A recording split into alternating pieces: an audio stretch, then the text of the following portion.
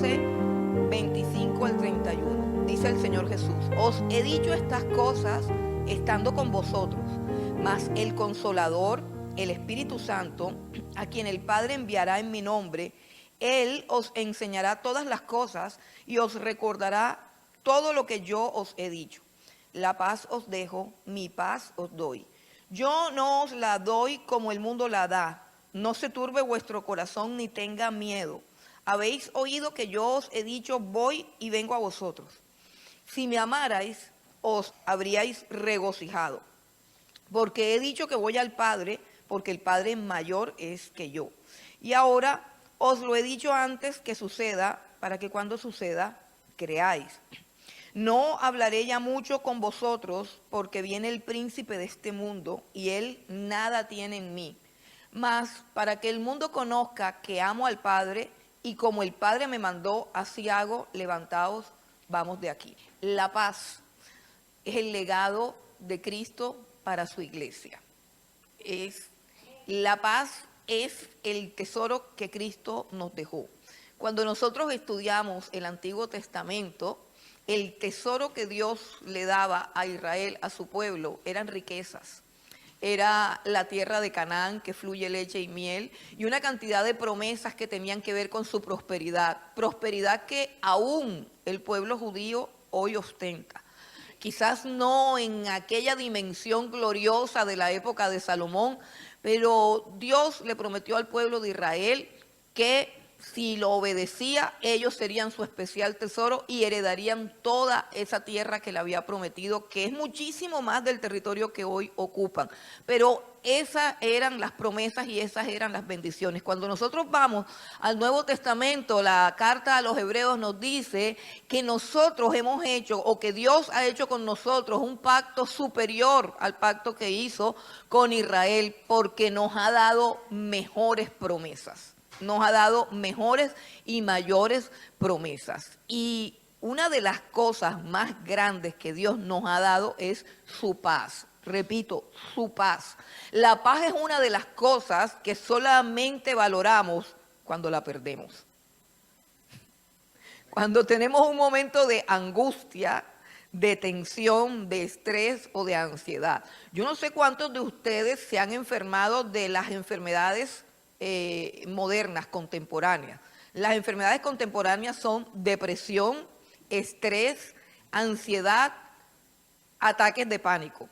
¿A quién le ha dado todo eso? Es más, es algo increíble porque uno va donde el médico y el médico ya tiene tremendo argumento para no encontrar lo que uno tiene y dice, eso es estrés. Y esa es la enfermedad del siglo y a todos nos ha tocado.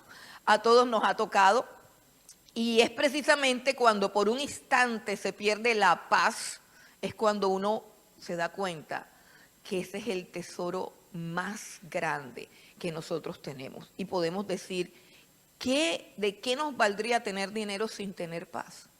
¿De qué vale el dinero si las personas están estresadas, angustiadas, trabajadas, cargadas? La paz, repito, es el legado de la iglesia, es lo que Cristo nos dejó. La pregunta es, ¿por qué? Si ese es el legado de la iglesia, lo que le pertenece a la iglesia, ¿por qué tan a menudo perdemos esa paz? Mira, nosotros como iglesia, en un momento dado podemos perder la salud, podemos perder las finanzas, podemos perder un amigo, podemos perder un ser querido, podemos perder un negocio, podemos perder una casa, podemos perder una cantidad de cosas, pero nunca jamás un creyente puede perder la paz. Porque eso es un legado que Dios nos da, es algo que Cristo nos entrega. Ahora, quizás el problema es que nosotros no tengamos un concepto claro de qué es la paz. De hecho, el Señor Jesucristo nos dice, la paz os dejo, mi paz les doy y no se las doy como el mundo la da.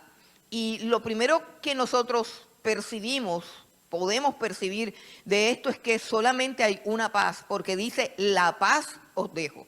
Dice la paz, es decir, no hay una paz. Él no dice que nos da una paz. Él dice claramente aquí, la paz os dejo. La única paz verdadera que existe y que le pertenece a Él. Dice, la paz os dejo, mi paz os doy. Y eso significa que la única paz verdadera es la que da Dios.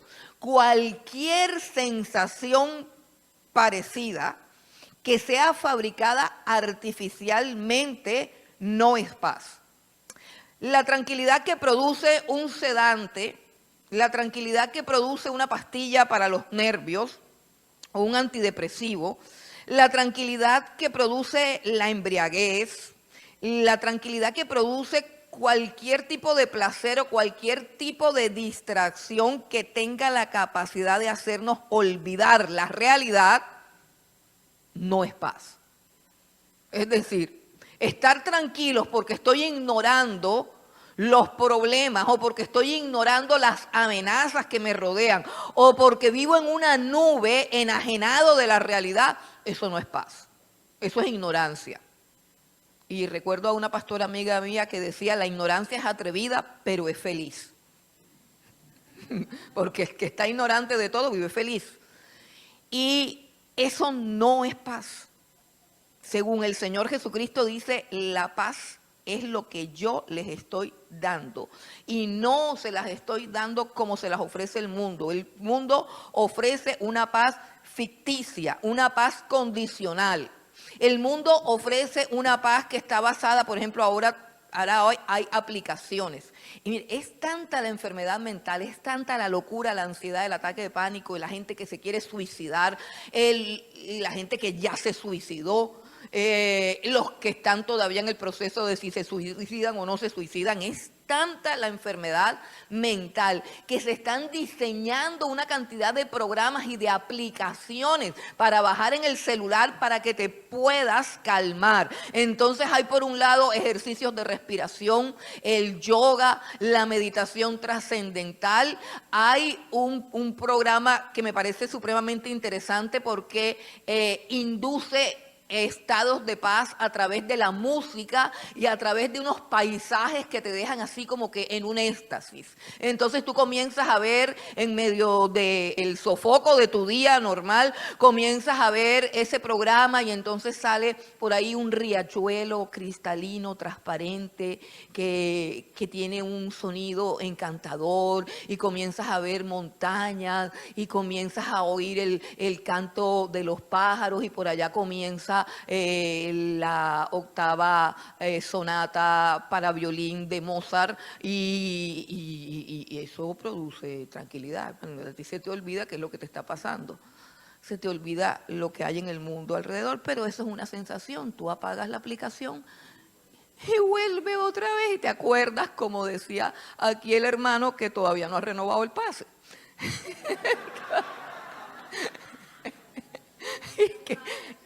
O que no ha presentado la declaración de renta o cosas así. Entonces, eso realmente no es lo que Jesús está ofreciendo. ¿Sabe por qué? Porque la paz que Jesús está ofreciendo aquí, la está ofreciendo en el medio del momento más oscuro, turbulento, tormentoso y angustiante de su vida. Y esa es la paz que Jesús está ofreciendo. La paz que necesitamos, porque tú no puedes tener prendida la aplicación de la calma.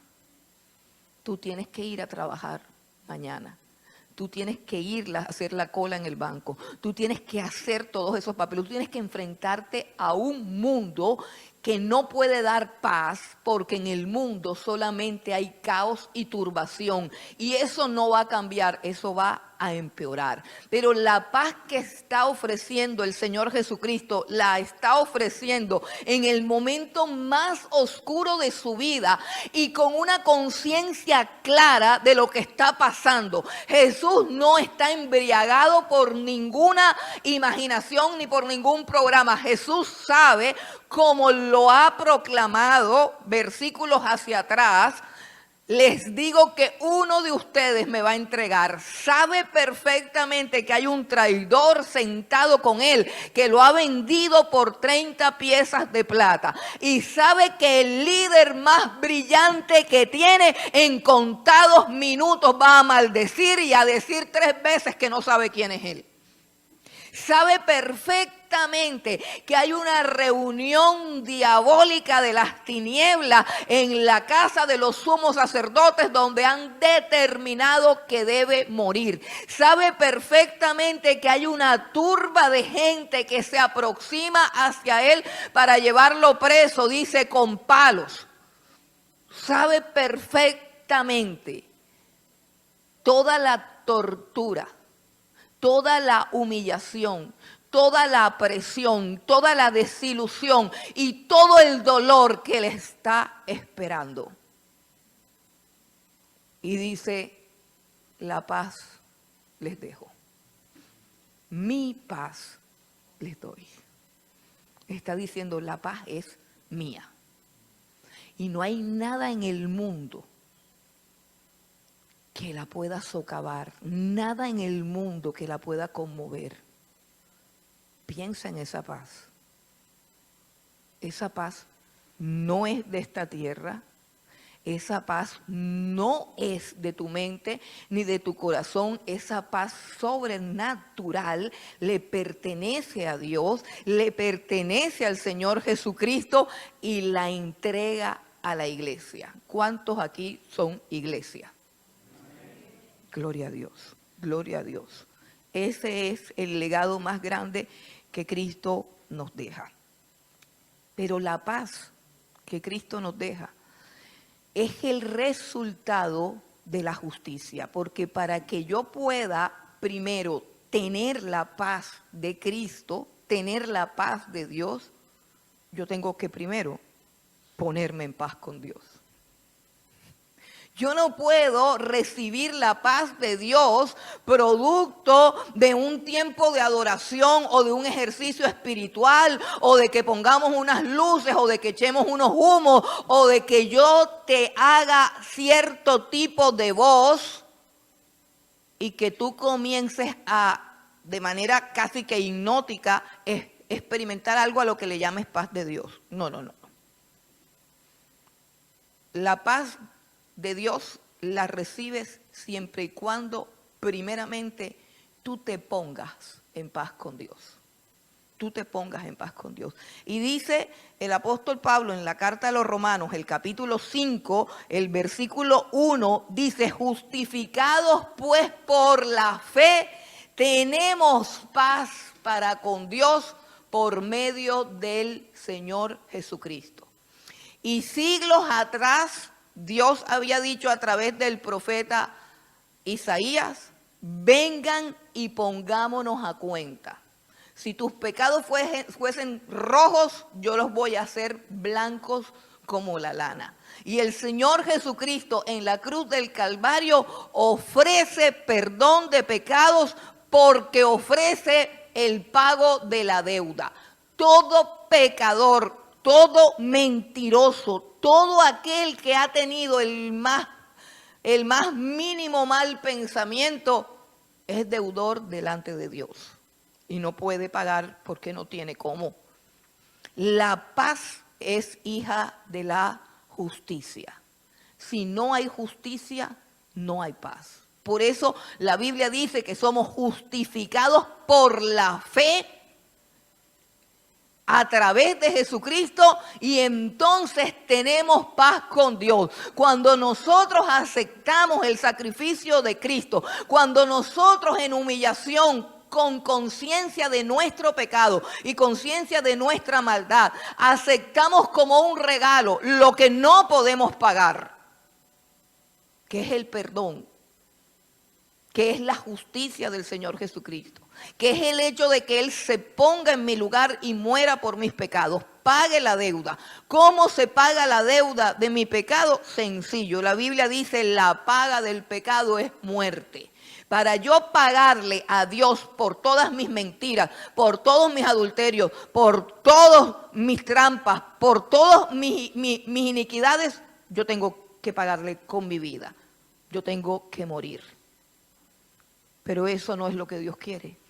Entonces envía a su Hijo, muere en mi lugar y la deuda está saldada. Y como la deuda está saldada, yo he sido justificada, ya no debo nada. Y como ya no debo nada, entonces ya tengo la paz. Tengo paz con Dios y tengo la paz de Dios. La paz de Dios que Cristo me regala gratuitamente y que solamente es posible por el sacrificio de su sangre, por el sacrificio de su cruz. Ahora, esta paz tiene que cuidarse, porque precisamente esta paz tiene que ver con una deuda saldada. ¿Y qué es entonces lo que puede quitarnos la paz? ¿Qué es entonces lo que puede apartar de nuestros corazones esta paz, que es altamente costosa porque fue comprada con la sangre del Señor Jesucristo y que es infinitamente valiosa porque el mundo no me la puede dar, solamente proviene de Dios? ¿Qué es lo que me puede quitar esta paz? Mi conciencia. Que mi conciencia me acuse de algún pecado. Que yo sienta en mi corazón culpa. Por eso es que el Evangelio del Señor Jesucristo no es mira cuánto Dios te ama, aunque eso es cierto. El Evangelio que Cristo predicó y el que predicaron todos los discípulos es un Evangelio que dice arrepiéntanse porque el reino de los cielos ha llegado. En otras palabras dice arrepiéntete de tus pecados y deja de ser el rey de tu vida y permite que el Rey Jesucristo controle toda tu existencia. Cuando yo me arrepiento, cuando yo creo en el sacrificio de la cruz, cuando confieso mis pecados, cuando soy lavada por la sangre del Cordero, hay paz delante de Dios y hay paz en mi corazón. Pero es el pecado, repito, las cosas con las que no me pongo a cuenta, las cosas que están ocultas, las cosas que yo hago porque yo tengo una conciencia que es la voz de Dios en mi corazón. Y cuando tú eres un hombre de Dios y cuando tú eres una mujer de Dios, esa conciencia tiene una sensibilidad dada precisamente por el Espíritu de Dios. Es una conciencia que te pone en alerta cada vez que tu comportamiento no es correcto. Cada vez aún que tus pensamientos no son puros. La conciencia del que está en Cristo Jesús es una conciencia sensible, mientras que la conciencia del que está lejos de Cristo Jesús es una conciencia cauterizada, que continuamente se está excusando y continuamente se está justificando. Por eso es que la vida del cristiano tiene que ser una vida de integridad, pero sobre todo tiene que ser una vida de dependencia.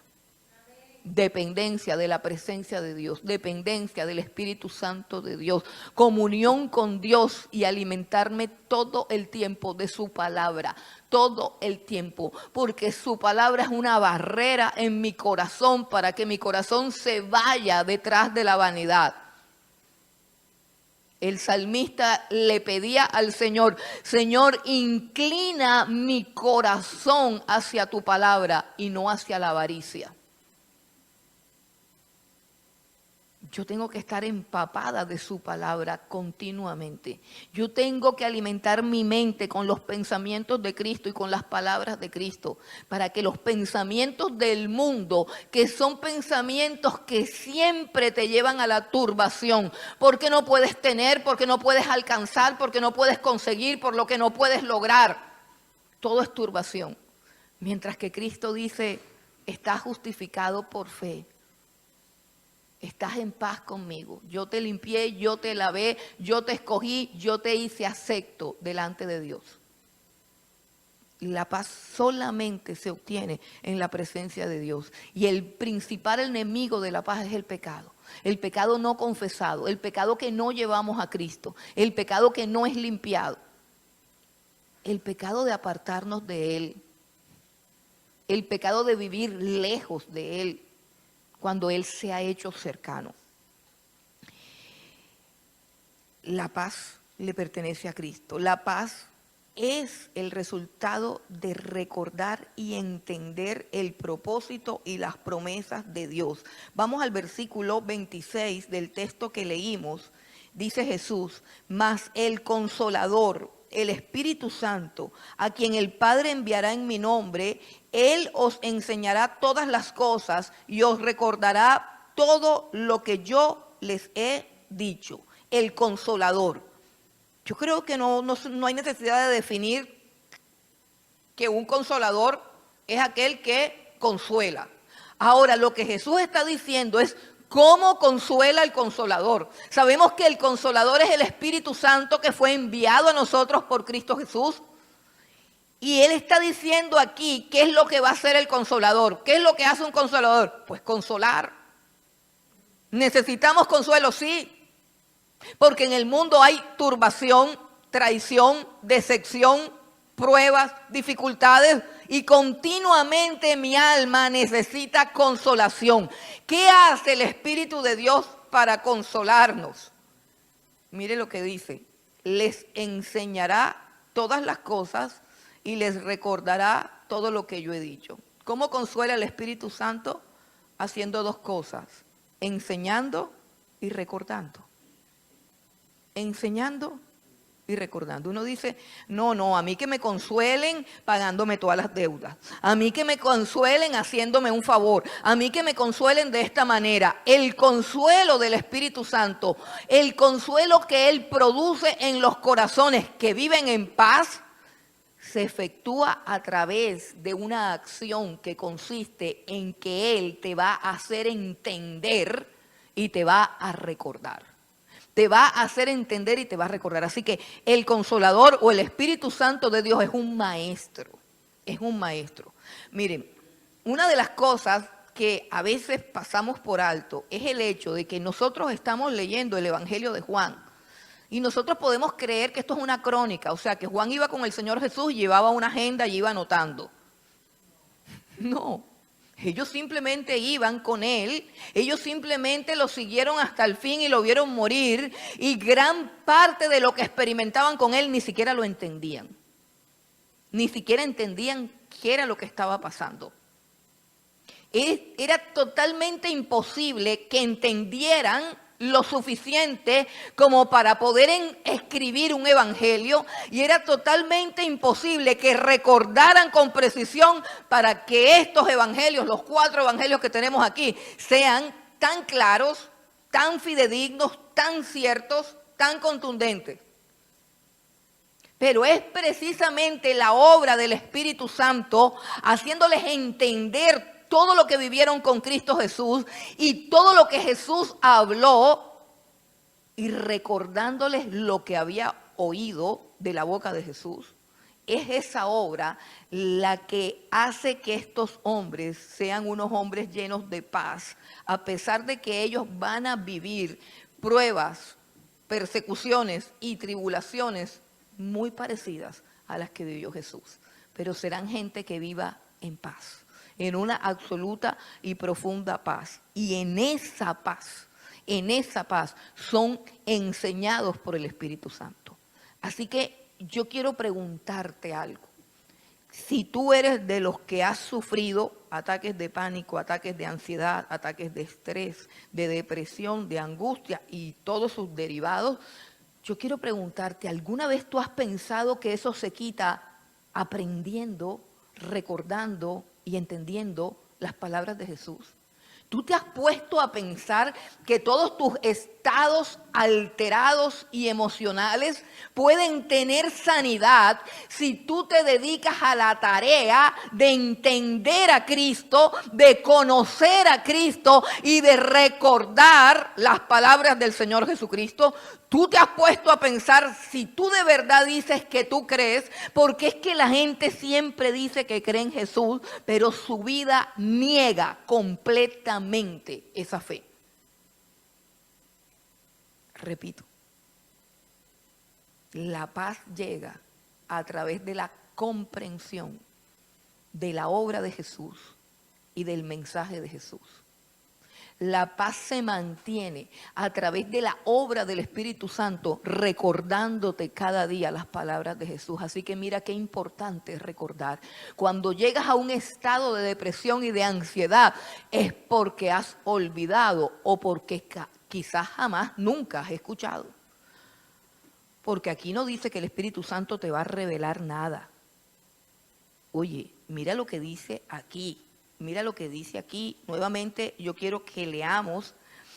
El Espíritu Santo les enseñará todas las cosas. O sea, todas las cosas el Espíritu Santo se las enseñó a los apóstoles. O sea, todas las cosas que ellos tenían que aprender, todas se las enseñó.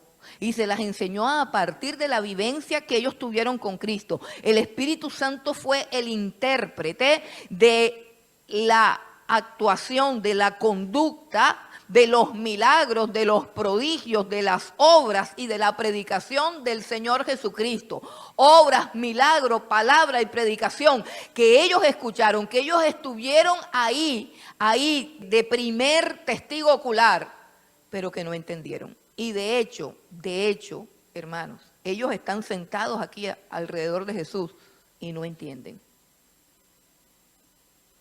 Ellos están sentados alrededor de Jesús y no están alegres, están tristes. Y están tristes porque no entienden por qué razón Jesús está diciendo que los va a dejar. Por qué razón Jesús está diciendo que lo van a traicionar. Por qué razón Jesús está diciendo que no tienen valor y que los va a negar. Ellos no entienden lo que Jesús está diciendo ni entienden el momento en que están viviendo. Eso lo entendieron después. ¿Y sabes qué significa eso? Significa que tú puedes estar cerca de Jesús, puedes ser un seguidor de Jesús y no entender nada. Y esa es una de las realidades más comunes de la iglesia, de los creyentes. Están cerca a Jesús, se congregan, se creen cristianos, creen creer a Jesús, pero no han entendido. Y como no han entendido, su mente está turbada, su mente está confundida.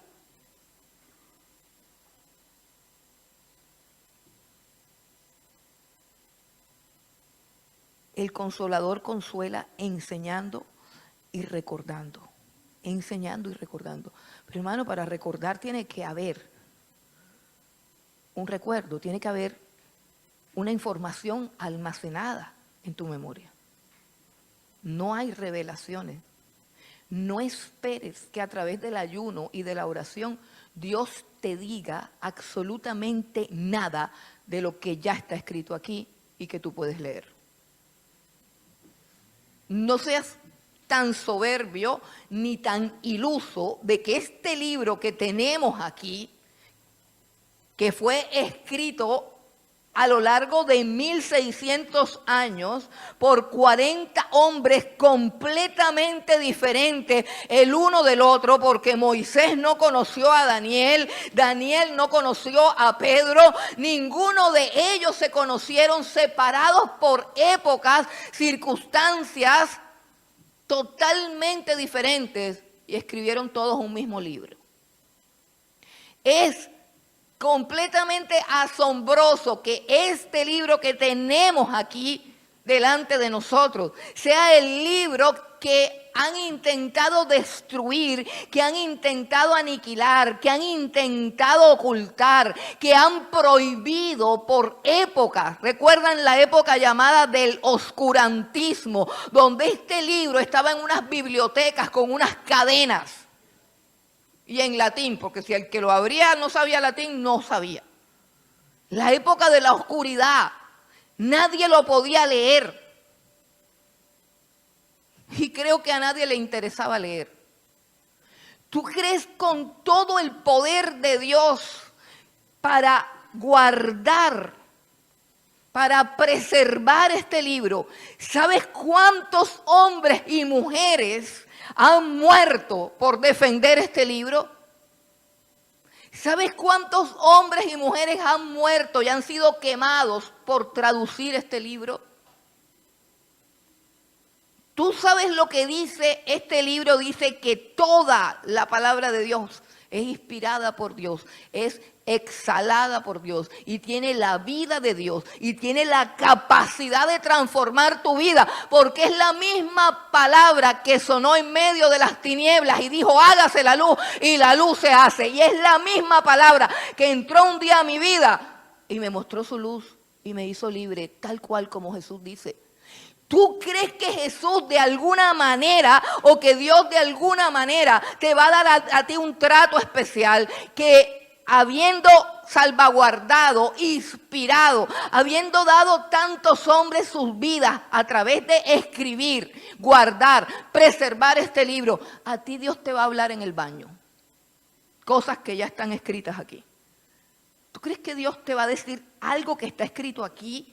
Escucha bien, Dios no te va a decir a ti mientras te bañas, mientras cantas o mientras caminas, nada de lo que está escrito aquí, que fue escrito con sangre. Pero si tú honras a Dios, porque es que creo que no hay honra más grande que escuchar. ¿Sabes lo escasas que son las personas que escuchan al otro? ¿Alguna vez te has sentado al lado de alguien que te pregunte por tu vida y que espere que respondas? Y que ponga toda su atención en tu respuesta. Y no te interrumpa para contarte sus hazañas, sus logros, sus prodigios y todo lo que han logrado sus hijos, sus abuelos, sus nietos, su carrera, su negocio. Te has sentado al lado de alguien que tenga la humildad, la sabiduría, la empatía, el corazón para escucharte hablar. Que bueno, hay conversaciones. Es tan aburrido, perdónenme, pero es tan aburrido cuando a uno lo invitan a tomarse un café. Y uno tiene que escuchar las hazañas y prodigios del que te invitó a tomar café. Y se acaba el café y nunca te han preguntado, pero ¿y tú cómo estás? O en el mejor de las cosas, tú comienzas a explicarle cómo estás y inmediatamente, ¡brum!, interrupción otra vez. Entonces, si es tan valioso escuchar, si el Señor Jesucristo dice, obediencia quiero y no sacrificio, y para ser obediente yo tengo que decirle al Señor, como le dijo alguna vez el apóstol Pablo, Señor, ¿qué quieres que haga? ¿Qué quieres que haga? Cuando nos reunimos en este momento, este es el momento cúspide de la adoración. ¿Sabes por qué? Porque cuando nosotros cantamos, disfrutamos. Es como algo que fluye, va y viene. Adoramos a Dios, pues yo me deleito en adorar a Dios. Yo siento gozo cuando adoro a Dios. Hay gente que no sabe cantar y entonces no sabe de lo que estamos hablando. No que no sabe cantar porque yo tampoco sé, sino que sencillamente no canta. O sea, tienen la boca cerrada y no pueden adorar a Dios. Y no han experimentado de lo que estamos hablando. Pero adorar a Dios es un gozo que va y viene, es algo que es recíproco. Él recibe nuestra adoración y nosotros recibimos su gozo, su presencia, su paz. Aún podemos recibir liberación, sanidad y hasta milagros en medio de la adoración. Así que eso es mucho. Pero hay un punto de la adoración donde me siento y hago algo que me va a costar mucho más trabajo. Así que, hermanos, si a usted le cuesta trabajo cantar, yo quiero decirle que escuchar es más difícil. Por eso es que esto se llama culto. Culto significa el más alto homenaje que se le puede rendir a Dios. Y dentro de ese culto y dentro de ese alto homenaje, Dios dice, escuchadme. ¿Recuerdan lo que ha pedido el Señor Jesucristo? Créanme. Y luego dice, ámenme. Y ahora dice, voy a mandar al Espíritu Santo para que el Espíritu Santo les recuerde las cosas que yo he dicho. Yo sé que se les va a olvidar y ese olvido puede ser mortal. Que tú olvides lo que Jesús ha dicho es mortal para tu alma. Que tú olvides la palabra de Dios es que te secas, te mueres. Y por eso Él manda al Espíritu Santo. Para que aunque no tengas la Biblia en la mano en ese momento, el Espíritu Santo te hace recordar aquel versículo, aquel texto que enciende la luz en medio de las tinieblas. En un momento de angustia, en un momento de oscuridad, en un momento de turbación, en un momento en que los dardos del enemigo penetran tu mente y crees que tu vida se acabó, llega la luz de su palabra, volando en las alas del Espíritu. Pero fue la palabra que un día escuchaste. Escucha, fue la palabra que un día, con total devoción y entrega, tus oídos escucharon. Y esa palabra, entiendes por qué la escuchaste. Y esa palabra te saca de las tinieblas, te saca de la angustia, te saca de la turbación, te enciende, te levanta, te cambia de la tristeza al gozo, te cambia de la angustia a la paz. Por eso es que el Espíritu Santo enseña y también recuerda. Enseña y también recuerda. La paz es el resultado de recordar y de entender. Ahora, la paz que resulta de comprender, la paz resulta de comprender que en la hora más oscura Dios está haciendo algo glorioso. Jesús está impartiendo paz en el momento más oscuro, en el momento más doloroso, en el momento más tenebroso. Pero ¿qué es ese momento? ¿Qué es realmente ese momento? Ese momento es realmente el momento más oscuro. No fue el momento en que la luz vencía a las tinieblas.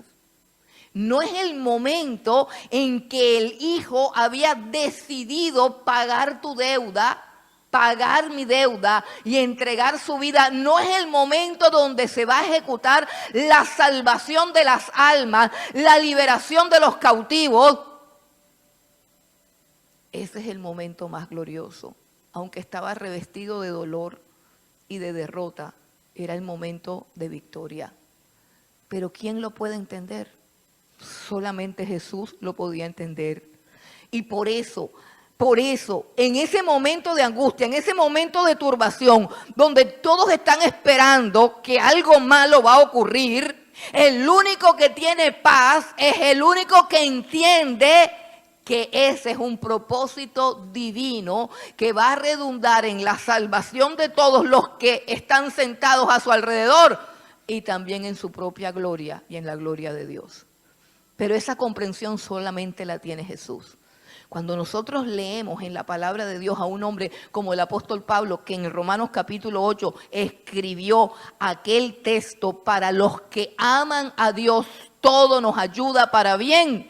Nosotros tenemos que entender que eso no puede ser aplicado después, sino en el momento de la oscuridad, en el momento de la adversidad, en el momento de la angustia. Si tú te elevas por en medio de tu corta visión y logras entender que Dios en su soberanía está sentado en su trono, moviendo los hilos de la historia, y todo ese mover de Dios lo hace conforme al propósito para el cual te llamó.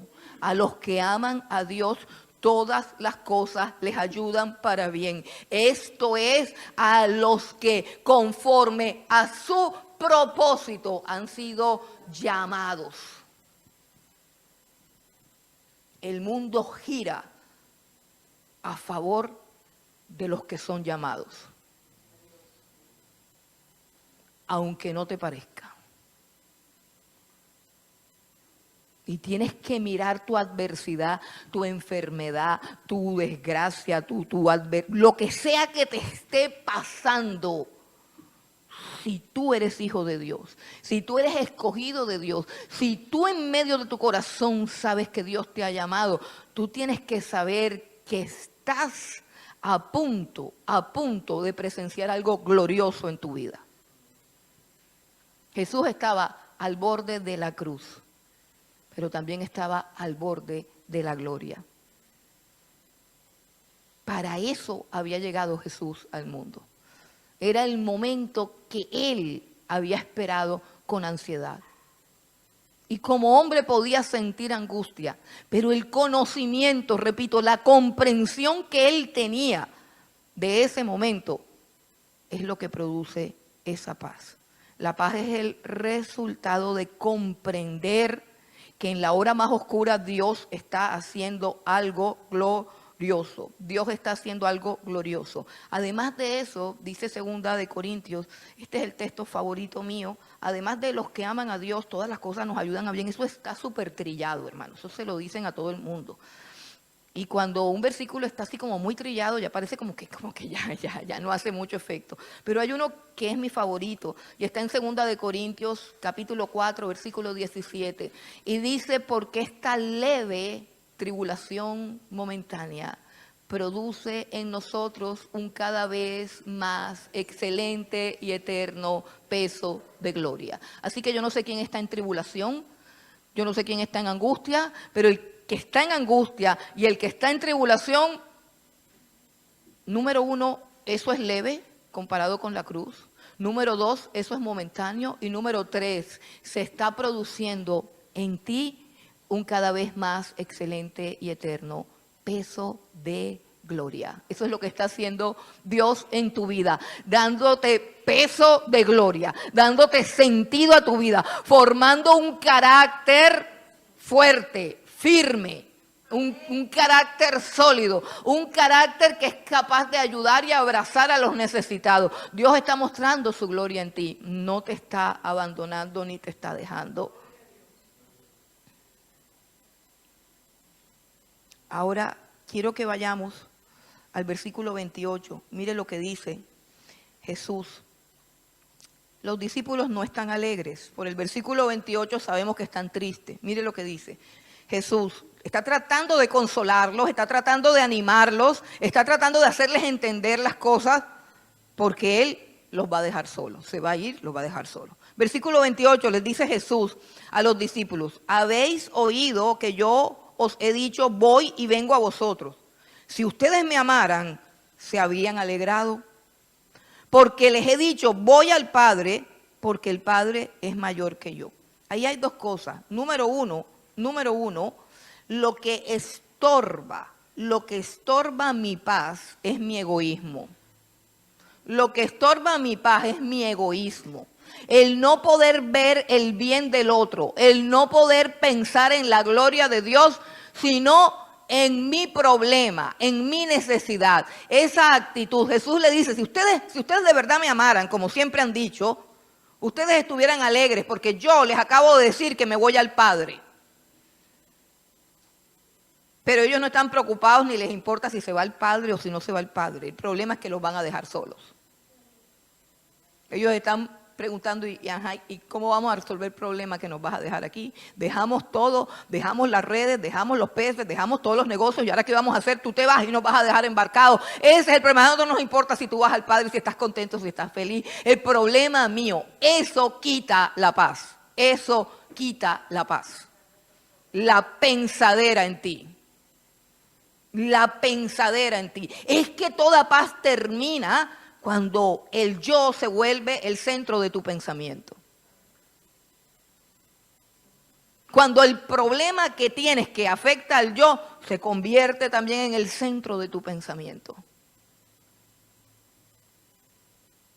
De esa vida egocéntrica, de esa vida egoísta, es que Cristo vino a librarnos. Por eso es que Él dice, si alguno quiere venir en pos de mí, ¿y qué es venir en pos de Él? Oye, aquí nada más en este pasaje está diciendo, mi paz le doy. O sea, si tú quieres ir en pos de la paz del Señor Jesucristo, que sobrepasa todo entendimiento, la paz inamovible, que se mueva la tierra, que tiemble todas las montañas, que pase lo que pase y tú quedas en completa y absoluta paz. Si tú quieres ir detrás de eso, tú tienes que olvidarte de ti mismo. Niégate a ti mismo. Toma tu cruz y sígueme. Niégate. O sea, olvídate de estar pensando en ti. Olvídate de estar pensando en tus problemas. Olvídate de estar centrado en tu egoísmo. Piensa en la gloria de Dios. Piensa en el avance del reino. Piensa en la necesidad de los hermanos. Que haya ese sentir en ti. Comienza a pensar como pensaba Cristo Jesús. Que pienses en su gloria. Los discípulos le dicen a Jesús, enséñanos a orar. Ustedes orarán así: Padre nuestro que estás en el cielo, que tu nombre sea santificado, que tu reino venga, acá a la tierra, que acá en la tierra se haga tu voluntad de la misma manera como se hace en el cielo. Esta es una oración rara, sí, nos las aprendimos desde chiquitos de memoria, pero mírenle, el contenido no tiene nada que ver conmigo. Lo que tiene que ver conmigo está de último, porque pertenece al reino. Y el Señor Jesucristo dice, no vivas preocupado por la ropa que te vas a poner, ni por la comida que te vas a comer, porque los impíos viven así. Pero tú tienes un Padre que está en el cielo, que sabe perfectamente tus necesidades. Oye, qué padre, conociendo la necesidad de su hijo, le niega lo que su hijo necesita. Ni aquí en la tierra eso pasa, mucho menos en el cielo. Él dice, busca primero el reino de Dios y su justicia. Cuando tú estés enfrascado en esa búsqueda, todas esas cosas que te preocupan vendrán detrás de ti como una añadidura. Así dice el Salmo 23, al final, el bien y la misericordia me seguirán todos los días de mi vida. Pero el que va delante de mí es mi pastor. El Señor es mi pastor. Y yo voy delante de Él, confiada en que no me va a faltar absolutamente nada. Esa es la paz. Podemos decir que ese es el salmo de la paz. Nada más recitarlo y ya uno siente paz. Pero en el momento de la angustia, el problema es que a veces se nos olvida. Tenemos que recuperar esa paz, atesorar esa paz. Ahora volvamos al versículo que estamos leyendo, que es el versículo 28. El versículo 28 dice Jesús, habéis oído que yo les dije, voy y vengo a vosotros, si me amaran, se habrían alegrado porque les he dicho que voy al Padre y el Padre es mayor que yo. Aquí tenemos un problema, porque todo el Evangelio de Juan y todo lo que hemos dicho hasta ahora dice que Cristo es igual al Padre. Yo y el Padre uno somos. Y este es el versículo favorito para negar la deidad del Señor Jesucristo. Algo que no se puede hacer en el Evangelio de Juan, porque todo el propósito del Evangelio de Juan es proclamar la deidad del Señor Jesucristo. Pero aquí Él dice, el Padre y yo uno somos. Me causó mucha risa escuchar al pastor Sugel Michelén haciendo una aclaración que me pareció tan divertida, que se las quiero compartir. El pastor decía, con este versículo, Jesús no está negando su deidad. Al contrario, la está afirmando. ¿Por qué? Porque este versículo demuestra claramente que él no se consideraba a sí mismo como un hombre. Porque sería muy ridículo y muy estúpido que un hombre le dijera a sus discípulos que Dios es mayor que él. Eso está fuera de foco. Eso es una ridiculez. Es una ridiculez. Entonces él dice, si yo un día me vuelvo loco, dice el pastor Sugel Michelén, si yo un día me vuelvo loco y me paro aquí y digo, les quiero decir algo, les quiero aclarar algo, el Padre es mayor que yo. ¿Tendría sentido esa aclaración? Sería una estupidez. Sería una ridiculez. Entonces él decía, yo quiero que si a mí me llega a pasar algo así, ustedes o me insulten o por lo menos piensen en su corazón, ¿de verdad usted cree que somos tan brutos para no darnos cuenta que el Padre es infinitamente superior a usted, que es infinitamente mayor que usted? Ningún hombre por soberbio y por altivo puede pronunciar una frase así. Yo no puedo ni siquiera compararme con Dios, a menos que se me haya corrido la teja, a menos que esté completamente loca, a menos que se me haya metido un demonio. Si yo fuera solamente un hombre. Pero es que Cristo no se cree un hombre al 100% y solamente un hombre.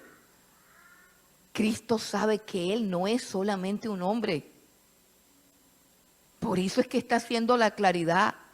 ¿Y qué claridad está haciendo? Pues una claridad que es obvia en todas las escrituras. Por supuesto que el Padre es mayor que Cristo, porque la Biblia nos enseña en Filipenses capítulo 2 que el Señor Jesucristo, siendo en forma de Dios, no estimó el ser igual a Dios como algo a lo que aferrarse, sino que se despojó a sí mismo y tomó forma de hombre, y estando en la forma de un hombre, asumió la posición de un siervo, y estando en la posición de un siervo, se hace obediente hasta la muerte, y muerte de cruz. Por eso es que el Padre es mayor que Él, y por eso es que Él está diciendo a los discípulos: debieran alegrarse, porque yo retorno a mi posición, a la posición del Padre. Yo retorno a mi gloria. Y si no, ven y te lo muestro acá, donde Él mismo lo dice en el capítulo 17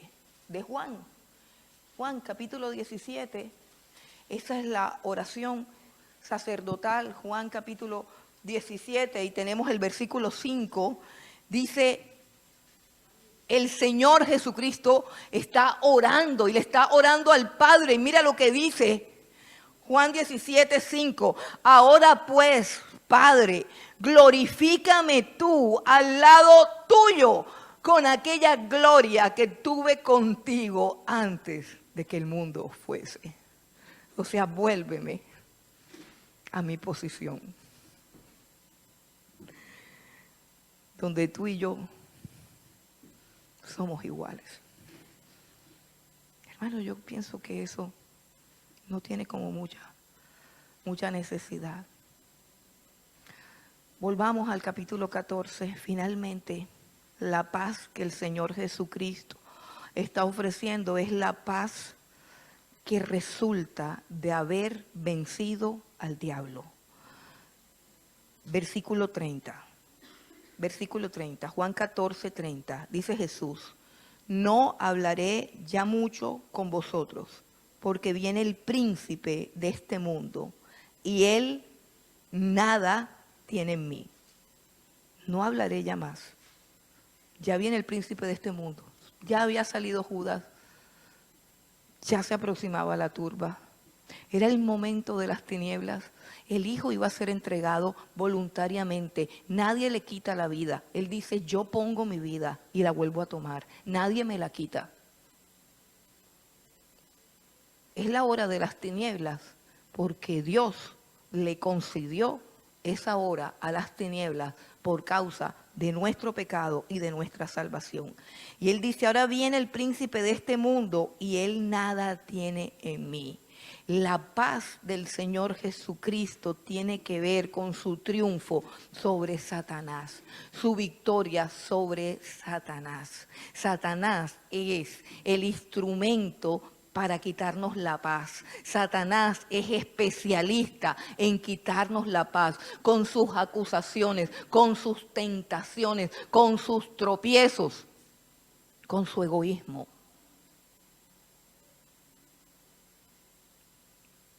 Y ustedes me dirán: ¿y quién va a vencer a Satanás? Quiero que vengas conmigo a Primera de Juan. El mismo Juan envió esto. Primera carta de Juan.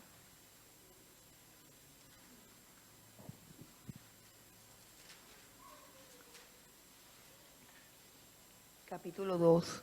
Primera de Juan, capítulo 2. Versículo, vamos a leer del 12 al 14. Primera de Juan, capítulo 2, versículos 12 al 14. Os escribo a vosotros, hijitos, porque vuestros pecados os han sido perdonados por su nombre. Os escribo a vosotros, padres, porque os conocéis al que es desde el principio. Os escribo a vosotros, jóvenes, porque habéis vencido al maligno. Os escribo a vosotros, hijitos, porque habéis conocido al Padre. Os he escrito a vosotros, Padre, porque habéis conocido al que es desde el principio. Os he escrito a vosotros, jóvenes, porque sois fuertes y la palabra de Dios permanece en vosotros y habéis vencido al maligno. ¿Cuántos jóvenes hay aquí que quieren vencer al diablo? Jóvenes. de esos jóvenes que ahora le llaman los millennials, la generación de cristal, los yo no sé qué, los que se deprimen, los que lloran, los que no conocen ni la historia, los que quieren vencer al maligno. A ver, ningún joven quiere vencer al maligno aquí. A ver, aquí hay 2, 3, 4 jóvenes, 5, 6 jóvenes quieren vencer al maligno. ¿Qué es lo que hay que hacer? Aquí dice sencillito, que tus pecados sean perdonados en el nombre de Jesús. Que conozcas al Padre. Y eso también lo puedes hacer solamente en Cristo Jesús. Que conozcas al que has sido desde el principio y que la palabra de Dios permanezca en ti.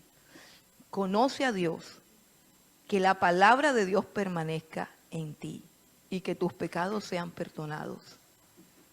Esa es la victoria que vence el mundo, nuestra fe. Nuestra fe ha vencido al mundo. Jesús dijo, en el mundo tendrán aflicción, pero confiad. Otra vez la palabra confiad. Yo he vencido al mundo. Y si Él ha vencido, todo el que está en Él, todo el que camina con Él, todo el que cree en Él, todo el que guarda las palabras de Él, ha vencido a este mundo y todo lo que está por venir. Así dice el apóstol Pablo, estoy completamente segura que ni principados, ni potestades, ni lo presente, ni lo porvenir, ninguna cosa creada nos podrá separar del amor de Dios que es en Cristo Jesús, Señor nuestro. Antes bien, en todas estas cosas, nosotros somos más. ¿Tú quieres esa paz?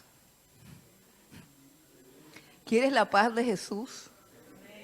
¿Lo recuerdas dormido en una barca que se tambaleaba por una tormenta? ¿Cuántos aquí tienen problemas de sueño? Insomnio, no pueden dormir. ¿Quieres tener un sueño tan profundo y reparador que aunque haya una tormenta tú sigas durmiendo? Así era el Señor, completamente dormido en medio de la tormenta, porque Él tiene la paz que sobrepasa todo entendimiento y es la paz que